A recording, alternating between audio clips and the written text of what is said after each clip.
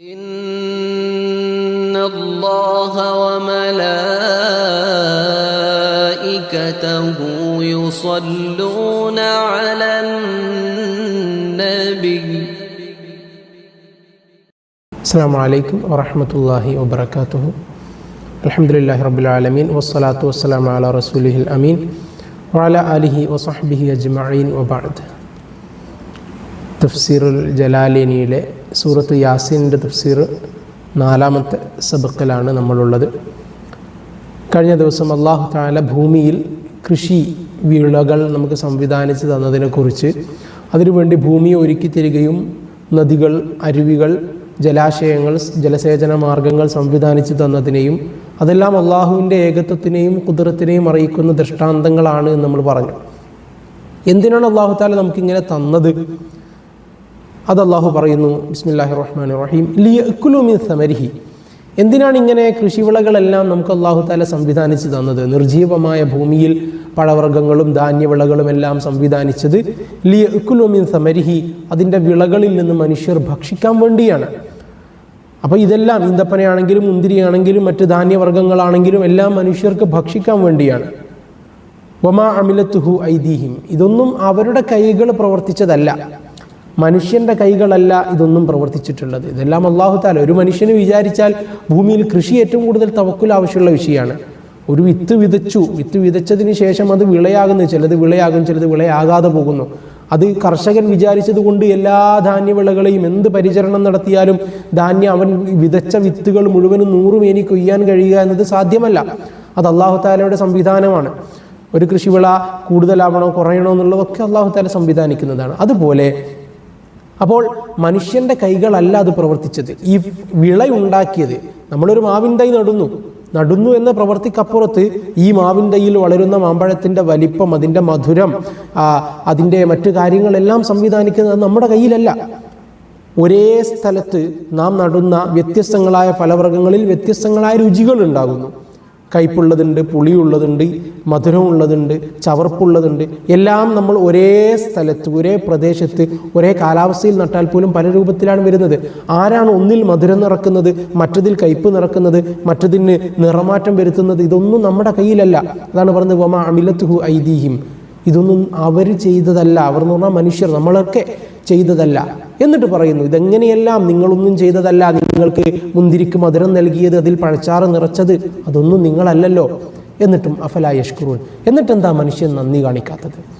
ഇങ്ങനെയൊക്കെ സംവിധാനങ്ങൾ ഒന്നുമില്ലായ്മയിൽ നിന്ന് അവൻ്റെ ജീവിത സന്ധാരണത്തിന് വേണ്ടിയുള്ള കാര്യങ്ങളെല്ലാം അല്ലാഹു തആല സംവിധാനിച്ചു തന്നിട്ടും എന്തുകൊണ്ടാണ് മനുഷ്യൻ നന്ദി കാണിക്കാത്തത് എന്ന് അല്ലാഹു തആല ചോദിക്കുന്നു. അഫലാ യഷ്കുറൂന എന്ന് പറഞ്ഞാൽ അഫലാ യഷ്കുറൂന നിഅമഹു തആല അലൈഹിം, മനുഷ്യർക്ക് മേൽ അല്ലാഹു തആല ചെയ്തു തന്ന ഇவ்விധമുള്ള വലിയതായ അനുഗ്രഹങ്ങൾക്ക് എന്തുകൊണ്ടാണ് മനുഷ്യർ നന്ദി കാണിക്കാത്തത് എന്ന് അല്ലാഹു തആല ചോദിക്കുന്നു. സുബ്ഹാനല്ലദീ ഖലഖൽ അസ്വാജ, ഇണകളെ സൃഷ്ടിച്ച റബ്ബിൻ്റെ പരിശുദ്ധിയെ ഞാൻ വാഴ്ത്തുന്നു.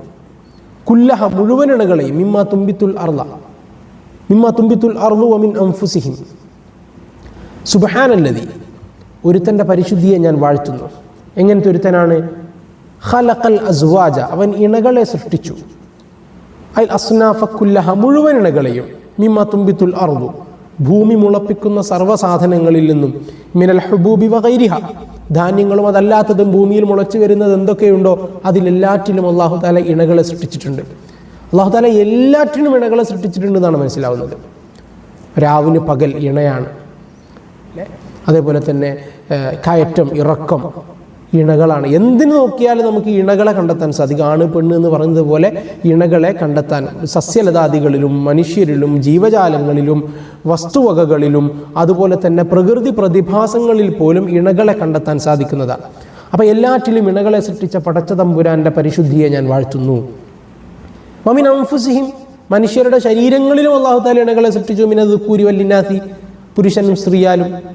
വമിമ്മാ ലാ യഅലമൂൻ, ഇനി മനുഷ്യർക്ക് അറിയാത്ത പലതിലും അല്ലാഹു തആല ഇണകളെ സൃഷ്ടിച്ചിട്ടുണ്ട്. മിനൽ മഖ്ലൂഖാത്തിൽ അജീബത്തിൽ ഗരീബ, അത്ഭുതകരവും വളരെ അപൂർവവുമായ ജീവികളിലും മനുഷ്യർ കണ്ടെത്തിയിട്ടില്ലാത്ത, ഇനിയും കണ്ടെത്തപ്പെടാത്തതായ അനേക ഗോളങ്ങൾ, പ്രപഞ്ചങ്ങൾ നമുക്ക് ചുറ്റുമുണ്ട്. മനുഷ്യൻ്റെ അറിവിൻ്റെ പരിമിതി കാരണം, അല്ലെങ്കിൽ അതിനെ അറിയാനുള്ള സൗകര്യങ്ങളുടെ പരിമിതി കാരണം അവൻ്റെ ദൃഷ്ടിയിൽപ്പെടാത്ത, അറിവിൽപ്പെടാത്ത ധാരാളം കാര്യങ്ങളുണ്ട്. അതിലും അല്ലാഹു തആല ഇണകളെ സൃഷ്ടിച്ചിരിക്കുന്നു. അങ്ങനെ എല്ലാറ്റിലും ഇണകളെ സൃഷ്ടിച്ചതായ റബ്ബിൻ്റെ പരിശുദ്ധിയെ വാഴ്ത്തുന്നു എന്ന് പറഞ്ഞിട്ട് ആയത്തുല്ലഹും വീണ്ടും മനുഷ്യർക്ക് അള്ളാഹുവിൻ്റെ ഏകത്വം, അള്ളാഹുവിൻ്റെ ഖുദ്റത്തിൻ്റെ മേലുള്ള അടയാളം പറഞ്ഞു കൊടുക്കുകയാണ്. ആയത്തുല്ലഹും അവർക്ക് അടയാളമാണ്. ഇവിടെ മക്കാ മുശ്രിക്കുകളുടെ വിഷയമാണ് പറയുന്നതെങ്കിലും ലോകത്തുള്ള മുഴുവൻ മനുഷ്യർക്കും അടയാളമാണ്. അലൽ ഖുദ്റത്തിൽ അളീമ, അള്ളാഹുവിൻ്റെ മഹോന്നതമായ ശക്തിവിശേഷത്തിന്, അള്ളാഹു താലയുടെ മഹോന്നതമായ ഖുദ്റത്തിൻ്റെ മേലുള്ള അടയാളമാണ് അല്ലൈലു, രാത്രി. രാത്രി വലിയൊരു അടയാളമാണ്. എങ്ങനെയുള്ള രാത്രിയാണ്? നസ്ലഹു മിൻഹു നഹാറ, അതിൽ നിന്ന് നാം പകലിനെ ഊരിയെടുക്കുന്നു. പകലിനെ ഊരിയെടുക്കുമ്പോൾ എന്ത് സംഭവിക്കുന്നു? ഫൈദാഹും മുസ്ലിമൂൻ, അപ്പോൾ അവർ ഇരുട്ടിലായിത്തീരുന്നു. പകലിൻ്റെ വെളിച്ച കഷ്ണത്തെ അള്ളാഹു താല ഊരിയെടുക്കുമ്പോഴാണ് ഇരുട്ട് വരുന്നത് എന്നർത്ഥം. ഒരു സാഹിത്യ പ്രയോഗമാണത്.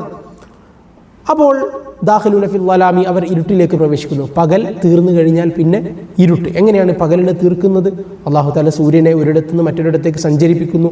അപ്പോൾ സൂര്യപ്രകാശത്തിൻ്റെ കിരണങ്ങൾ എത്താത്ത പ്രദേശം, അവിടുന്ന് പകൽ പതിയെ പതിയെ പിൻവാങ്ങി ഒടുവിൽ വെളിച്ചം, പകൽ വെളിച്ചം എന്ന് പറയുന്ന സൂര്യൻ്റെ വെളിച്ചം തീരെ ഇല്ലാത്ത അവസ്ഥയിലെത്തുമ്പോൾ അവർക്ക് ഇരുട്ട് വരുന്നു. അപ്പോൾ ഈ സൂര്യനെ സഞ്ചരിപ്പിക്കുന്നതാരാണ്? അള്ളാഹുവാണ്. അതാണ് അടുത്ത ആയത്തിൽ പറയുന്നത്, വശംസു തജ്രി, സൂര്യൻ സഞ്ചരിക്കുന്നു. സൂര്യൻ സഞ്ചരിക്കുന്നു എന്ന് പറഞ്ഞാൽ ലിമുസ്തഖറില്ലഹ, അതിന് നിശ്ചയിക്കപ്പെട്ട ഭ്രമണപഥത്തിലൂടെ സൂര്യൻ സഞ്ചരിക്കുന്നു. സൂര്യൻ്റെ സഞ്ചാരത്തിന് കൃത്യമായ ഭ്രമണപഥമുണ്ട്, സൂര്യന് ഭ്രമണമുണ്ട്, സൂര്യൻ സഞ്ചരിക്കുന്നുണ്ട്. ഒരു കാലത്ത് ശാസ്ത്രത്തിൻ്റെ കണ്ടെത്തൽ സൂര്യൻ സഞ്ചരിക്കുന്നില്ല, സൂര്യന് ചുറ്റും ഗോളങ്ങൾ സഞ്ചരിക്കുന്നു എന്നായിരുന്നു. പിന്നെ സൂര്യൻ സഞ്ചരിക്കുന്നു, ഗോളങ്ങൾ സഞ്ചരിക്കുന്നില്ലാതായി. പിന്നെ ഗോളങ്ങളും മറ്റു ഗോളങ്ങളും സൂര്യനും ഒക്കെ സഞ്ചരിക്കുന്നുണ്ടെന്നായി. ഇത് ഖുർആൻ മുമ്പേ പറയുന്നു, സൂര്യന് കൃത്യമായൊരു ഭ്രമണപഥമുണ്ട്, സൂര്യന് കൃത്യമായൊരു സഞ്ചാരപഥമുണ്ട്. ആ സഞ്ചാരപഥത്തിലൂടെ അല്ലാതെ സൂര്യൻ സഞ്ചരിക്കൂല. അപ്പം നമ്മൾ വലിയൊരു അത്ഭുതമാണത് സൂര്യൻ്റെ സഞ്ചാരപഥം എന്ന് പറയുന്നത്. ഒരിക്കൽ പോലും ആ സഞ്ചാരപഥത്തിൽ നിന്ന് സൂര്യൻ തെന്നി മാറുന്നില്ല, കൃത്യമായ മാർഗത്തിലൂടെ അങ്ങനെ പോകുന്നു. നമ്മുടെ നാട്ടിലൊക്കെ ട്രെയിനൊക്കെ സഞ്ചരിക്കുകയാണെങ്കിൽ പോലും ഇടയ്ക്ക് പാളം തെറ്റാറുണ്ട്. അപ്പോൾ ട്രെയിൻ കൃത്യമായൊരു പാളമുണ്ട്, അതിലൂടെ തന്നെ സഞ്ചരിക്കുന്നു. അതുപോലെയല്ല, അത് പാളം തെറ്റാറുണ്ട്. സൂര്യൻ പാളം തെറ്റാതെയാണ് സഞ്ചരിക്കുന്നത്. കാരണം കൃത്യമായി നിശ്ചിതമായ ആ പാളത്തിലൂടെ അതിന് നിർണയിക്കപ്പെട്ടൊരു ഭ്രമണപഥമുണ്ട്, അതിലൂടെ മാത്രമേ സൂര്യൻ സഞ്ചരിക്കുന്നുള്ളൂ. ദാലിക തഖ്ദീറുൽ അസീസുൽ അലീം. അങ്ങനെ ആരാണ് ഭ്രമണപഥം കണക്കാക്കിയത്? ദാലിക, അതെന്ന് പറഞ്ഞാൽ അതിൻ്റെ സഞ്ചാരം, സൂര്യൻ്റെ സഞ്ചാരം. തഖ്ദീറുൽ അസീസുൽ അലീം, പ്രതാപിയും സർവജ്ഞനുമായ അള്ളാഹുവിൻ്റെ കണക്ക് കൂട്ടലാണ്. അള്ളാഹുവാണ് സൂര്യൻ ഇത്ര നിശ്ചിത അളവിൽ നിശ്ചിത രൂപത്തിൽ ഒരു ദിവസത്തിൽ കൊണ്ട് ഇത്ര ഒരു ഭ്രമണം പൂർത്തിയാക്കാൻ ഇത്ര സമയം, ഒരു വർഷത്തിന് ഇത്ര സമയം, ഇങ്ങനെ കണക്കാക്കാൻ അള്ളാഹു തആലയാണ് ഇതിന് നിശ്ചയിച്ചു കൊടുത്തത്. സൂര്യൻ്റെ സ്വയം തിരിച്ചിലും സൂര്യൻ മൊത്തത്തിൽ വലയം ചെയ്യുന്നത് ഇങ്ങനെ. സൂര്യൻ്റെ ചലനത്തെ എങ്ങനെ വേണമെന്ന് നിശ്ചയിച്ചത് അള്ളാഹു ആകുന്നു. വൽ ഖമറ, ഇനി സൂര്യൻ മാത്രമല്ല ചന്ദ്രനും, വൽ ഖമറ, ചന്ദ്രനെയും ഖദ്ദർനാഹു, നാം അതിനും കണക്കാക്കിയിട്ടുണ്ട്. മനാസില, അതിൻ്റെ സഞ്ചാര കേന്ദ്രങ്ങൾ നാം അതിനും കണക്കാക്കിയിട്ടുണ്ട്. 28 മൻസിലുകളാണ് ചന്ദ്രനുള്ളത്. അപ്പോൾ വൽ ഖമറ, ചന്ദ്രനെയും ഖദ്ദർനാഹു, നാം ചന്ദ്രനും കണക്കാക്കിയിട്ടുണ്ട്. മനാസില, അതിൻ്റേതായ സഞ്ചാര കേന്ദ്രങ്ങൾ. 28 മൻസിലൻ, 28 സഞ്ചാര കേന്ദ്രങ്ങൾ അല്ലെങ്കിൽ 28 സഞ്ചാര പദങ്ങൾ എന്ന് പറയാം. ഫി 28 ലൈലത്തൻ, 28 രാത്രികളിലായിട്ട്. മിൻകുല്ലി ഷഹ്രിൻ, എല്ലാ മാസവും 28 ദിവസങ്ങളിലാണ് ചന്ദ്രൻ ദൃശ്യമാകുന്നത് എന്നർത്ഥം. വയസ്തത്തിറു ലൈലത്തൈനി, 2 രാത്രിയിൽ ചന്ദ്രൻ മറഞ്ഞു നിൽക്കും. ഇൻകാന ഷഹ്റു 30, മാസം 30 ഉണ്ടെങ്കിൽ, അതിനാണ് അമാവാസി എന്ന് പറയാം. അമാവാസിയുടെ ദിനങ്ങൾ, അമാവാസി ദിനങ്ങൾ എന്ന് പറഞ്ഞാൽ 2 ദിവസം ഉണ്ടാവും. 30 മാസം, 30 ഉണ്ടെങ്കിൽ 2 ദിവസം ഉണ്ടാവും. വലയിലത്തൻ, ഒരു രാത്രി ഉണ്ടാകും. ഇൻകാന 29 യൗമൻ, 29 ദിവസമാണെങ്കിൽ, ആ ഒരു മാസത്തിൽ 29 ദിവസങ്ങളാണുള്ളതെങ്കിൽ അവിടെ ഒരു രാത്രിയിൽ ചന്ദ്രൻ ഉണ്ടാവുകയില്ല. ഇങ്ങനെ ചന്ദ്രനും കൃത്യമായ ഭ്രമണപഥവും അതിൻ്റെ സഞ്ചാരപാതയും അള്ളാഹു തആല നിശ്ചയിച്ചിട്ടുണ്ട്. ഹത്ത ആദ, അത് മടങ്ങി വരുന്നത് വരെ. കൽ ഉർജൂനിൽ ഖദീം, അതിൻ്റെ പഴയ ആ തണ്ടിലേക്ക്. പഴയ തണ്ട് എന്ന് പറഞ്ഞാൽ ചന്ദ്രൻ്റെ സഞ്ചാരപഥം എന്ന് പറയുന്നത്, ഉർജൂൻ എന്ന വാക്കിന് ശരിക്കും അർത്ഥം ഈ ഈന്തപ്പന കുലയുടെ ഈ തണ്ട്, ആ തണ്ടിൻ്റെ ഭാഗം ഉണ്ടാവില്ല, നമ്മൾ ഈ ചന്ദ്രക്കല എന്ന് പറയുന്ന സംഭവം ഉണ്ടല്ലോ, അതുപോലെ ആ വളഞ്ഞ നമ്മളെ മട്ടലൊക്കെ ഉണ്ടാവില്ല, മട്ടലൊക്കെ തലഭാഗം, അതിൻ്റെ വളഞ്ഞ ഭാഗം പോലെയാണ് എന്തെന്ന് പറഞ്ഞ ഉദ്ദേശം, ഉർജുൻ എന്ന് പറഞ്ഞാൽ ഉദ്ദേശം. വീണ്ടും ചന്ദ്രൻ എന്ത് ചെയ്യുന്നു? അതേ അവസ്ഥയിലേക്ക് വരുന്നു. അതിങ്ങനെ പതിയെ വലുതായി വലുതായി വലുതായി പൗർണമിയിൽ പൂർണ്ണചന്ദ്രനായി മാറുന്നു. വീണ്ടും ചെറുതായി പഴയ അവസ്ഥയിലേക്ക് എത്തുന്നു. അതിനാണ് ഇവിടെ വിശദീകരിക്കുന്നത്. ലശംസു യംബഗി ലഹാ അൻ തുദ്രിക്കൽ ഖമറ. ലശംസു സൂര്യന് സാധ്യമല്ല. ലശംസു യംബഗി ലഹാ, ലശംസു യംബഗി ലഹാ അൻ തുദ്രിക്കൽ ഖമറ വലല്ലൈലു സാബിഖുൻ നഹാർ. ലശംസു യംബഗി ലഹാ, സൂര്യന് സാധ്യമല്ല അൻ തുദ്രിക്കൽ ഖമറ, ചന്ദ്രനെ മറികടക്കാൻ. വലല്ലൈലു സാബിഖുൻ നഹാർ, രാത്രിക്ക് പകലിൻ്റെ മറികടക്കാനും സാധ്യമല്ല. രാത്രിക്ക് പകലിനെയോ സൂര്യന് ചന്ദ്രനെയോ മറികടക്കുക എന്നുള്ളത് സാധ്യമല്ല. അഥവാ എങ്ങനെ? ചന്ദ്രനെ മറികടക്കുക പറഞ്ഞാൽ രാത്രിയിൽ സൂര്യോദയം ഉണ്ടാവുക എന്നുള്ള സംഭവം ഉണ്ടാവില്ല. അതുപോലെ ഈ പകലിന് മുമ്പ് പകലിനെയും മറികടന്നിട്ട് എന്ത് ചെയ്യുക? പകൽ വരുന്നതിന് മുമ്പ് രാത്രി വരിക എന്ന സംഭവം ഫലായതി ഖബ്ല ഇൻഖിളാഇഹി, പകൽ അവസാനിക്കുന്നതിന് മുമ്പ് എന്ത് വരൂല? രാത്രി വരൂല. ഇത് രണ്ടും സാധ്യമല്ല. കാരണം എല്ലാറ്റിനും കൃത്യമായ സഞ്ചാരപാതയും സഞ്ചാരപഥങ്ങളും അല്ലാഹു തആല നിർണയിച്ചിട്ടുണ്ട്. വകുല്ലും ഫി ഫലകിൻ യസ്ബഹൂൻ, സൂര്യനും ചന്ദ്രനും മറ്റു നക്ഷത്രങ്ങളും മറ്റു ഗോളങ്ങളും എല്ലാം അവയുടെ ചക്രവാളങ്ങളിൽ നീന്തിക്കൊണ്ടിരിക്കുകയാണ്. നീന്തുന്നു എന്നാണ് പറയുന്നത്. നീന്തുക എന്ന് പറയുന്നതിൻ്റെ ഉദ്ദേശം ഇവിടെ നീന്തുക എന്നത് അതിൻ്റെ സഞ്ചാര വേഗതയെ ഉൾക്കൊള്ളിക്കാൻ വേണ്ടിയിട്ടാണ്. പതുക്കെ സഞ്ചരിക്കുകയല്ല, അത് നീന്തുകയാണ്, ഒഴുകി നടക്കുകയാണ്. അപ്പോൾ നല്ല വേഗതയിലാണ് അവയുടെ സഞ്ചാരം നടക്കുന്നത് എന്നർത്ഥം.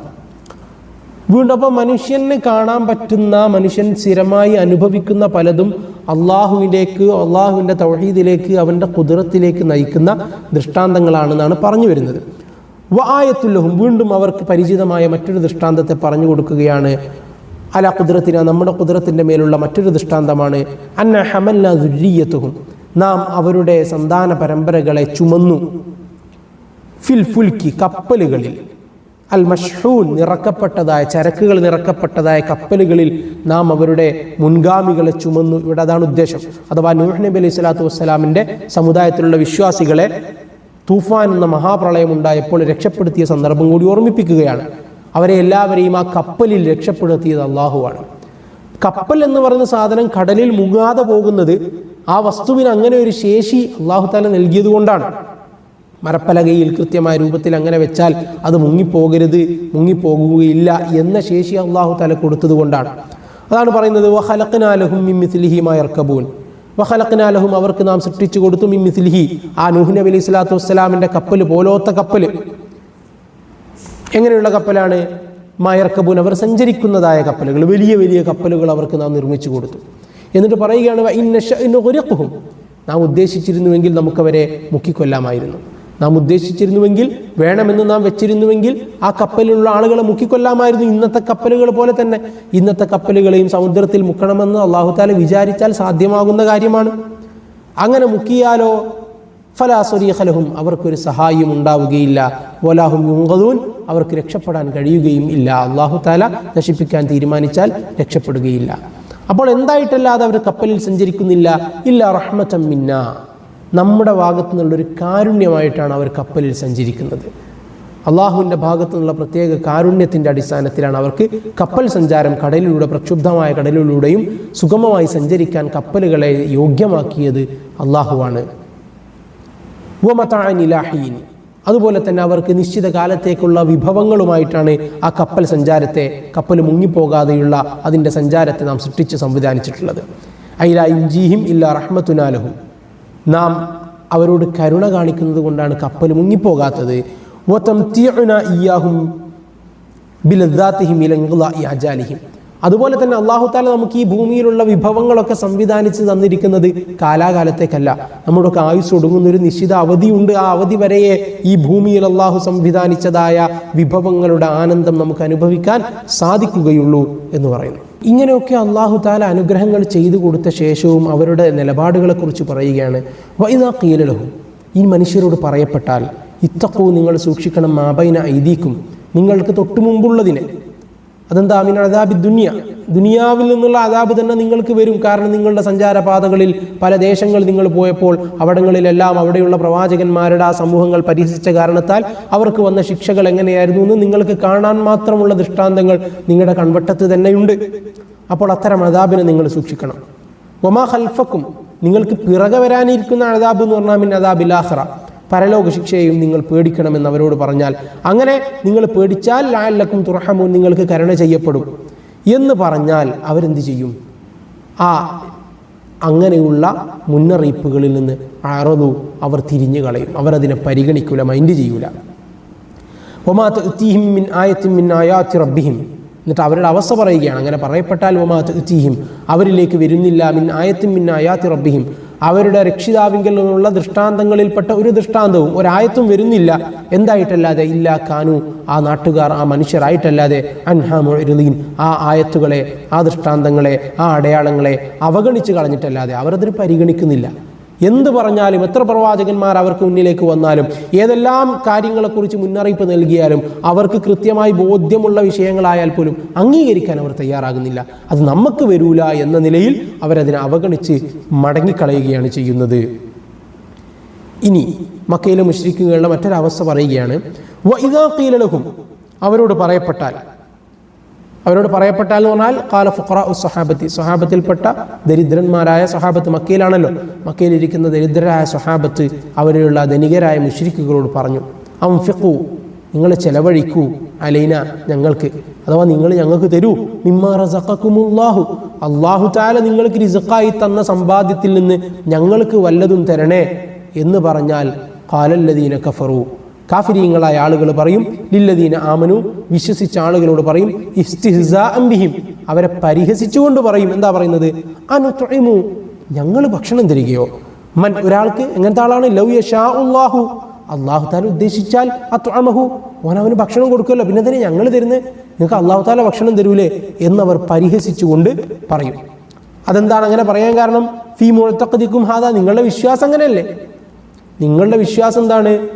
അല്ലാഹു തആല നിങ്ങൾക്ക് ഭക്ഷണം തരുന്നതാണ്, പിന്നെ ഇതിനെ ഞങ്ങളോട് ചോദിക്കുന്നത് എന്ന് പരിഹാസ രൂപേണ ഈ മക്കാ മുശ്രിക്കുകളിലെ സമ്പന്നന്മാർ ദരിദ്രരായ സ്വഹാബത്തിനോട് പറയാറുണ്ടായിരുന്നുവെന്ന് പരിശുദ്ധ ഖുർആൻ. അപ്പോൾ ഇത് ആസുബിന് വായിൽ എന്ന് പറയുന്ന മുശ്രിക്കായ ഒരു സമ്പന്നനെ കുറിച്ചാണ് ഇവിടെ പറയുന്നത്. അയാളുടെ അരികിൽ ദരിദ്രരായ സ്വഹാബത്ത് സഹായം ചോദിച്ചു ചെന്നാൽ അയാൾ ഇങ്ങനെ പരിഹസിക്കാറുണ്ടായിരുന്നു. ആസുബിന് വായിൽ എന്ത് ചെയ്യും? സ്വഹാബത്തിനോട് ചോദിക്കും, നിങ്ങൾ അല്ലാഹു തആല അല്ലേ, നിങ്ങളെ വിശ്വാസത്തിലുള്ള ദൈവമായ അല്ലാഹു അല്ലേ നിങ്ങളെ ദരിദ്രനാക്കിയത്, വേണമെന്ന് വെച്ചാൽ നിങ്ങൾക്ക് നിങ്ങളുടെ അല്ലാഹു തആല ഭക്ഷണം തരൂലേ, പിന്നെ എന്തിനാ എൻ്റെ അടുത്ത് വന്ന് ചോദിക്കുന്നത് എന്നവർ പറയും. എന്നിട്ട് പറയും, ഇന്നന്തും ഇല്ലാ ഫി ളലാലി മുബീൻ, നിങ്ങൾ വ്യക്തമായ പിഴച്ച മാർഗത്തിൽ തന്നെയാണ് എന്നും ഈ സ്വഹാബത്തിനെ പരിഹസിച്ചുകൊണ്ട് ആസുബിന് വായിൽ പറയാറുണ്ടായിരുന്നു. ആ സന്ദർഭമാണ് ഇവിടെ പറയുന്നത്. അപ്പോൾ നിങ്ങൾ പിഴച്ച മാർഗത്തിലാകുന്നു. വയഖൂലൂന മതാ ഹാദൽ വഅദു, വയഖൂലൂന, അവർ ചോദിക്കുകയും ചെയ്യും. മക്കയിലെ മുശ്രിക്കുകൾ ചോദിക്കും, മതാ ഹാദൽ വഅദു, അല്ല ഈ ശിക്ഷ എന്ന് കുറേ നേരമായല്ലോ പറയുന്നത്, ഇതെപ്പോഴാണ് ഉണ്ടാവുക?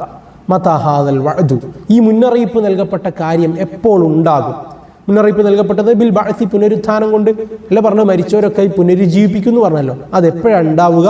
ഇൻ കുന്തും സ്വാദിഖീൻ, നിങ്ങൾ പറയുന്ന കാര്യം സത്യസന്ധരാണെങ്കിൽ അതെപ്പോഴാണ് ഉണ്ടാവുക എന്നതുകൂടി ഞങ്ങൾക്ക് പറഞ്ഞു തരുമെന്ന് റസൂലുള്ളാഹി സ്വല്ലല്ലാഹു അലൈഹി വസല്ലമയെയും സ്വഹാബത്തിനെയും പരിഹസിച്ചുകൊണ്ട് ഇവർ ചോദിക്കാറുണ്ടായിരുന്നു.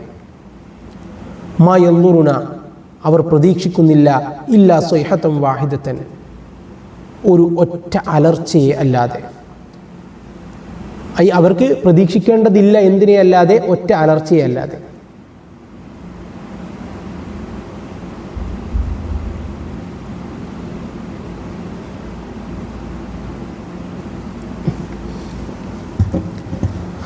മയന്ദുറുന, അവർ കാത്തിരിക്കുന്നില്ല, ഇല്ലാ സ്വൈഹതൻ വാഹിദതൻ, ഒരൊറ്റ അലർച്ചയെ അല്ലാതെ. വഹിയ നഫ്ഖത്തു ഇസ്രാഫീൽ അൽ ഊല, ഇസ്രാഫീൽ അലൈഹി സ്വലാത്തു വസ്സലാമിൻ്റെ ആദ്യത്തെ ഊത്ത്, അതാണ് അവർ കാത്തിരിക്കുന്നില്ല എന്ന് പറഞ്ഞാൽ അവരാകെ കാത്തിരിക്കുന്നത് അത് മാത്രമാണ്. അവർ കാത്തിരിക്കുക വെച്ചാൽ അവരെ പിടികൂടാനിരിക്കുന്നത് അത് മാത്രമാണ് എന്നർത്ഥം. അല്ലാതെ അവരിങ്ങനെ അന്ത്യനാൾ വരുന്നതും കാത്തിരിക്കുക എന്നല്ല, അവരെ പിടികൂടാനിരിക്കുന്നത് അത് മാത്രമാണ്. തഅഖുദുഹും, അവരെ ആ അലർച്ച പിടികൂടും. വഹും യുഖസ്സിമൂൻ, വഹും യഖസ്സിമൂൻ എന്നും അർത്ഥമുണ്ട്. മാ യൻദുറൂന, അവർ കാത്തിരിക്കുന്നില്ല, ഇല്ലാ സ്വൈഹതൻ വാഹിദതൻ, ഒരൊറ്റ അലർച്ചയെ അല്ലാതെ. അവർ കാത്തിരിക്കുക എന്ന് പറഞ്ഞാൽ അവർക്കിനി വരാനിരിക്കുന്നത് അതുമാത്രമാണ്. അവരുടെ നിഷേധം അങ്ങനെ തുടരട്ടെ. അവർക്ക് വരാനിരിക്കുന്നത് ഇസ്രാഫിൽ അലൈഹി സ്വലാത്തു വസ്സലാമിൻ്റെ ആദ്യത്തെ ഊത്താണ്. ആ ഊത്തിൽ എന്ത് ചെയ്യും? തഅഖുദുഹും, ആ ഊത്ത് അവരെ പിടികൂടുന്നതാണ്. ഏതവസ്ഥയിൽ? വഹും യഖ്സിമൂൻ, അവർ പരസ്പരം തർക്കത്തിലേർപ്പെട്ടുകൊണ്ടിരിക്കുക, അവർ തർക്കിച്ചുകൊണ്ടിരിക്കുകയായിരിക്കും. അവർക്ക് ഈ അദാബ്, അതായത് അന്ത്യനാളിൻ്റെ ഒന്നാമത്തെ ഊത്ത് വന്നെത്തുക. വഹും ഫി ഗഫ്ലത്തിൻ അൻഹ, അവരിങ്ങനെ ഒരു അന്ത്യനാൾ വരുന്നുള്ളതിൻ്റെ ഒരു ശ്രദ്ധയിലും ജാഗ്രതയിലായിരിക്കില്ല. അവരിങ്ങനെ തഹാസും തർക്കവും പരസ്പര കച്ചവടവും തീറ്റയും കുടിയും ഒക്കെ നടന്നുകൊണ്ടിരിക്കുന്ന സമയത്തായിരിക്കും അവരിലേക്ക്, നിഷേധികളിലേക്ക്, അന്ത്യനാളിനെ നിഷേധിക്കുന്ന ആൾക്കാർ തിന്നും കുടിച്ചും കച്ചവടം ചെയ്തും വ്യാപാരം ചെയ്തും മറ്റ് സാധാരണഗതിയിലുള്ള ജീവിതവുമായി ബന്ധപ്പെട്ട എന്തെല്ലാം പ്രവർത്തനങ്ങളുണ്ടോ അതെല്ലാം ചെയ്തുകൊണ്ടിരിക്കുന്ന സാഹചര്യത്തിൽ തന്നെയായിരിക്കും അവരിലേക്ക് അള്ളാഹുവിൻ്റെ അദാബ് വന്നെത്തുക. അദാബ് എന്ന് പറഞ്ഞാൽ അന്ത്യനാളിൻ്റെ ഒന്നാം കാഹളമുഴക്കം ഉണ്ടാവുക എന്നർത്ഥം.